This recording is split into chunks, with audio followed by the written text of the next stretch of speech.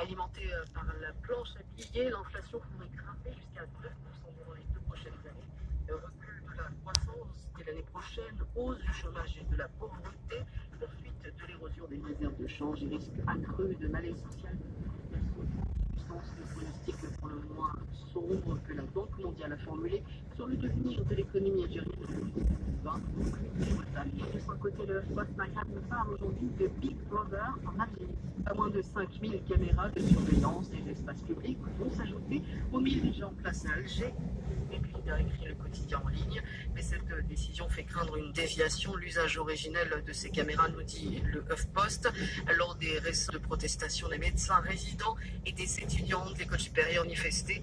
Une couverture sécuritaire plus large grâce aux caméras de surveillance pourrait renforcer cependant ces méthodes, donc estiment des observateurs. Enfin, pour terminer en une du 360 ce jeudi, la Coupe du Monde 2026 de football. Oui, le soutien de l'ensemble du continent africain se précise petit à petit pour le dossier marocain, en plus des nations européennes déjà séduites. L'ancien buteur des Lions indomptables du Cameroun, Patrick Mboma, dans l'article, espère donc que la quasi-totalité des voix de l'Afrique soit accordée au Maroc. D'ailleurs, à en croire les estimations publiées par la BBC, le Maroc peut compter sur au moins 49 des 54 votants africains, selon un ancien diplomate français de Liberia. Par l'ancien footballeur Georges Weah, contrat pour le Maroc, d'autres nations Nigeria.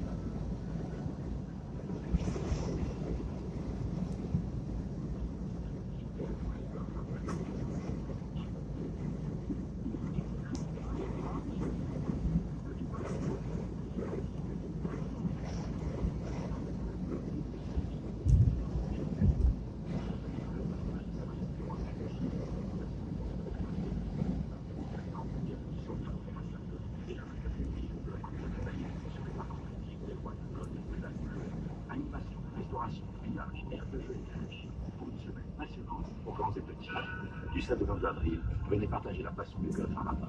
Entrée gratuite. En partenariat avec Mehdi 1. Aimer une légende, c'est être à l'écoute de son courage. Le courage de s'affirmer sur tous les terrains. Le courage d'affronter sa routine. Comme Jeep, faites de l'aventure votre routine à bord de la gamme de SUV la plus récompensée de tous les temps. Rendez-vous à l'Auto-Expo Casablanca du 10 au 22 avril pour découvrir le nouveau Jeep diesel automatique à partir de 429 000 dirhams. Jeep, l'aventure est notre routine.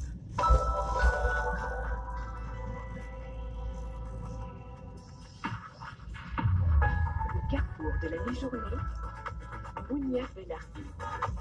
Vous écoutez Mehdi 1, tout de suite les prévisions météo pour cet après-midi. On commence par le Maroc. Cet après-midi, un ciel partiellement nuageux à l'ouest de la ligne Nador-Marrakech-Smara et clair partout ailleurs. Les températures 18 à Nador, 20 à Tanger, il fait 22 degrés à Oujda, il fait 25 degrés aujourd'hui à Rabat, Casablanca et à Essaouira, 27 à Laayoune, 28 à Asfi, 29 à Rachidia et à Fès, 31 degrés à Beni et 33 à Marrakech.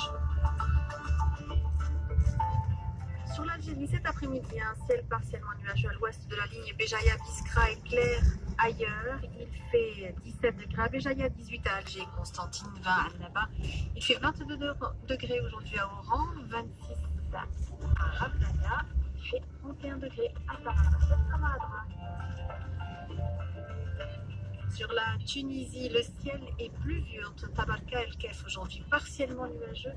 Sur le reste de la moitié nord du pays est clair partout ailleurs. Il fait entre 18 et 25 degrés, 18 à Monastir, Taslin, Sousse, 19 à Tabarka, Gabès, Djerba et Bizerte. Il fait 20 degrés aujourd'hui à Tunis, la capitale, 21 à Medellín et à Garça et 25 degrés à Tozeur. Sur la Mauritanie, à Nouakchott, un temps ensoleillé, 26 degrés à Nouadhibou, du soleil, mais aussi du vent, un thermomètre à 22 degrés. Et puis sur la Libye, à Tripoli, un temps souvent ensoleillé, un mercure à 21 degrés. Des nuages dans le ciel de Benghazi, en revanche, avec un thermomètre à 28 degrés.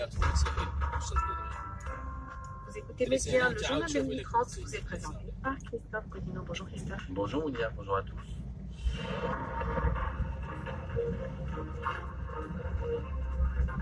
Un homme à la une de l'actualité aujourd'hui, Erdogan, le sultan. Oui, le président turc annonce des élections anticipées en juin, 1 an et demi plus tôt que prévu. Le chef de l'État briguera un nouveau mandat avec des pouvoirs considérablement renforcés. Il règne sans partage sur la Turquie depuis des années. Dossier complet dans un instant. Le régime syrien veut en finir avec Daesh. Les forces de Bachar al-Assad s'attaquent au dernier bastion de l'EI dans le secteur de Damas, notamment dans le camp palestinien de Yarmouk. Après 2 jours de bombardement, il y a cet ultimatum. Les combattants de Daesh ont 2 jours pour évacuer. Les 70 ans de la création de l'État d'Israël, il a été proclamé le 14 mai 1948, mais les cérémonies ont commencé dès hier. Côté palestinien, on s'apprête à commémorer la Nakba, la catastrophe. Reportage à suivre à Jaffa, ville devenue israélienne où la quasi-totalité des Palestiniens ont été chassés. Au sommet également un changement, mais pas vraiment à Cuba. Les Castro passent la main, mais gardent le contrôle. Raúl Castro, qui avait succédé à son frère Fidel, cède la présidence de l'île à son dauphin désigné Miguel Díaz-Canel, mais il reste à la tête du Parti communiste. On en parlera avec un spécialiste. Nous irons en France avec un débat tendu à l'Assemblée nationale. Les députés examinent le projet de loi Asile et Immigration, un texte critiqué de toutes parts, y compris dans les rangs de la majorité. Ce sera un reportage d'Aurélien de Vernon.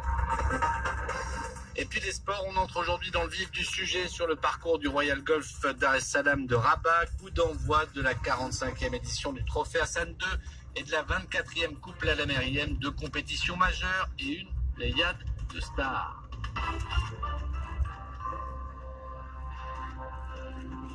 Les Turcs se rendront donc aux urnes le 24 juin prochain. Pour des élections présidentielles et législatives, une décision qu'on pressent